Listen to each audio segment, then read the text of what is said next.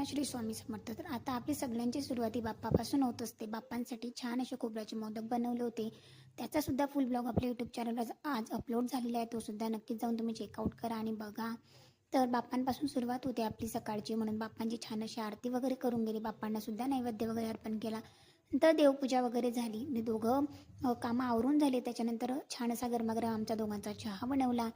आणि मला नाश्त्यामध्ये आज वडे बनवायचे होते. त्याच्यासाठीच मी 1 ते 2 म्हणजे 1 वाटी डाळ जी काही असते आपली उडदाची ती भिजत ठेवलेली होती. त्याच्या आधी वडे बनवायचे होते. त्याआधी छान असा सुंदर चहा वगैरे बनवून घेतला.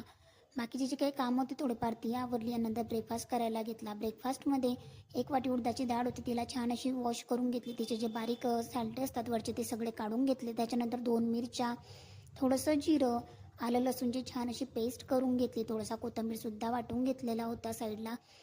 त्याच्यानंतर लगेचच ही जी काही डाळ वाटून घेतली त्याच्यामध्ये थोडीशी हळद टाकली, मीठ टाकलं. नंतर छान असा कोथिंबीर गार्निश केला आणि छान अशी फेटून व्यवस्थित अशी पेस्ट बनवली. एका साईडने फेटायचं असतं. नंतर तेल गरम करायला ठेवलं होतं आणि त्याच्यामध्ये छान असे छोटे छोटे वडे थापून बनवले. तर जास्त वडे खात नाही, मी सुद्धा खात नाही, पण म्हटलं चला कधीतरी चालतं. आणि काही खायला सुरुवात केली. हळूहळू खाता खाता आपल्याला त्या गोष्टीची सवयसुद्धा लागून जाते आणि आवडसुद्धा निर्माण होते. त्याच्यासाठीच आज वडे बनवले आणि छान असे 1 वाटीमध्ये 4-5 वडे आमचे झाले होते. नंतर आम्ही दोघांनी छान असा ब्रेकफास्ट करून घेतला आणि वडेसुद्धा छान झाले होते, टेस्टी झाले होते. आणि तुमच्याकडे बाप्पांची तयारी कशी सुरू आहे? तुम्ही बाप्पांना कोणता नैवेद्य दाखवता ते सुद्धा सांगा.